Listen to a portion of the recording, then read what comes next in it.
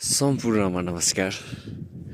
आज 2022 पुस 10 गतेको दिन यस सन्तरो गाउँपालिकाको सबैभन्दा कुनामा रहेको यो मेरो गाउँ, जहाँ पहिरोले तहस नहस गरेर झन्डै बाँच्न चाहिँ सफल भइयो। यहाँसम्म आजसम्म यहाँ गाडी बाटो पनि आएको छैन होइन।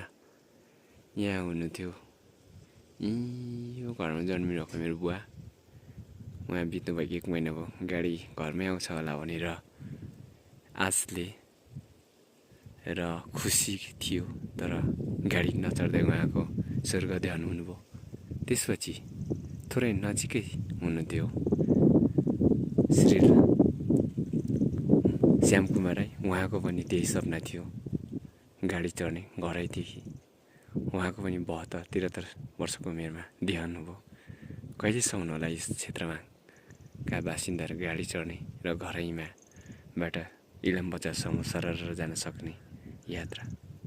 हेर्नुहोस् त, त्यही माथि दैवीय प्रकृतिले पनि तहस नहस बनाइदियो र हामी चाहिँ भाग्न सफल भयौँ।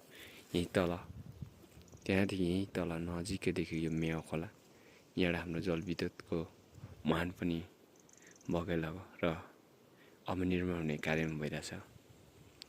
यो क्षेत्रमा अति विकट छ क्या, खाने पानीको अभाव।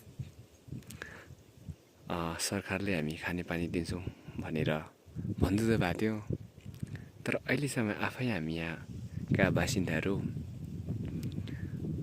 आफ्नो व्यक्तिगतले हामी अलिक थोरै पाइपको टुक्राहरू काट्दै पानी दिएर पिइरहेका छौँ। आज 21औं शताब्दीमा पनि सरकारले यस क्षेत्रमा पानीको कुनै सेवा सुविधा पुर्याउनु भएको छैन। अचम्म लाग्छ, कहिलेसम्म होला हामीलाई चाहिँ प्रकृति दैविकले पनि ठगिएको। त्यही माथि स्थानीय सरकारले पनि वास्तै नगर्दाखेरि साह्रै दुःख लाग्दो रहेछ। यस मेरो भिडियो जसले हेरिदिन्छ लाइक, सेयर, कमेन्ट, सब्सक्राइब गर्ने होला। यति भन्दै आजको भिडियो यहीँमा द एन्ड गर्न चाहन्छु।